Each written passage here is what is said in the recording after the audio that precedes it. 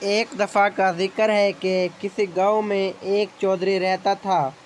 اس کے ساتھ حویلی میں ایک ملازم خاص میراثی بھی رہائش پذیر تھا۔ مالک اور نوکر ایک ایسی سست الوجود قوم سے تعلق رکھتے تھے جو ٹھہرے ہوئے پر سکون مزاج کی مالک تھی اور آج کا کام کل پر چھوڑنے کی عادی تھی۔ ایک دن چودھری پکوڑے کھانے کے بعد اخبار سے بنے لفافے کے مطالعہ میں مصروف تھا کہ اس نے خبر پڑھی کہ محکمہ زراعت نے جدید پیوند کاری کے ذریعے گندم کا ایسا بیج ایجاد کیا ہے جو دگنی فصل دیتا ہے۔ چودھری نے ملازم کو اٹھا کر نئے بیج کے متعلق صلاح مشورہ شروع کیا۔ صلاح مشورے کی مختلف قسمیں جاری رہیں اور آخر ایک سال بعد گندم کا بیج مذکورہ بونے کا فیصلہ ہو گیا۔ فصل بونے کا موسم قریب آیا تو چودھری نے ملازم خاص کو بیج لانے کے لیے شہر بھیجا۔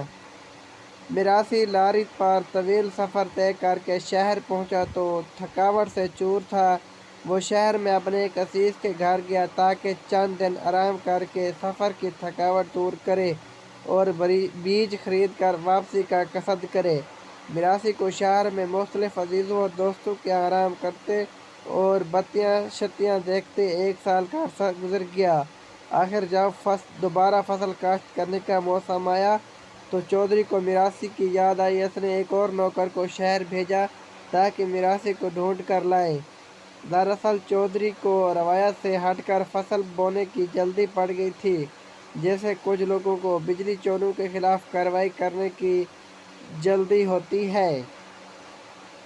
نوکر نے بڑی مشکل سے میراثی کو شہر میں تلاش کیا اور چودھری کو پیغام پہنچایا۔ میراثی جب بیج کی بوری کمر پر اٹھائے گاؤں پہنچا تو بارش کے باعث ہر طرف کیچڑ ہی کیچڑ تھا۔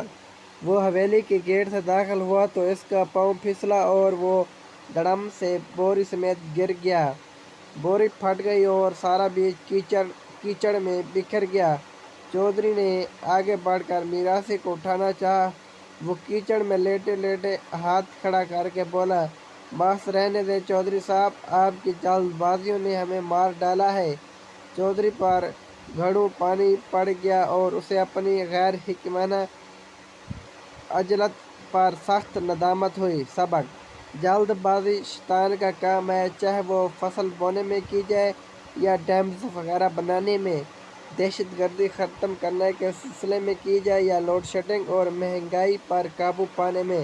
اگر سٹوری اچھی لگی ہو تو چینل کو سبسکرائب کر کے بیل آئیکن کو پریس کر لیں تاکہ ہر نئی آنے والی ویڈیو کا نوٹیفکیشن بآسانی آپ تک پہنچ سکے۔ شکریہ۔